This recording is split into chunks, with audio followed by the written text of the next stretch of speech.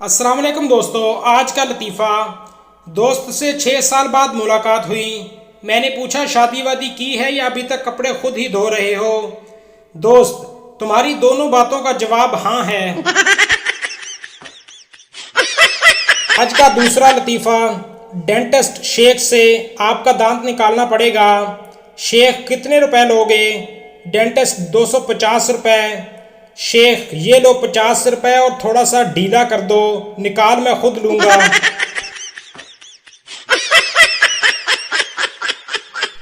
आदमी, डॉक्टर साहब मेरी ख्वाहिश है कि मैं लंबी जिंदगी जीऊँ। डॉक्टर तुम शादी कर लो। आदमी, डॉक्टर साहब शादी के बाद जिंदगी लंबी हो जाएगी। डॉक्टर नहीं, तुम्हारी ये ख्वाहिश खत्म हो जाएगी।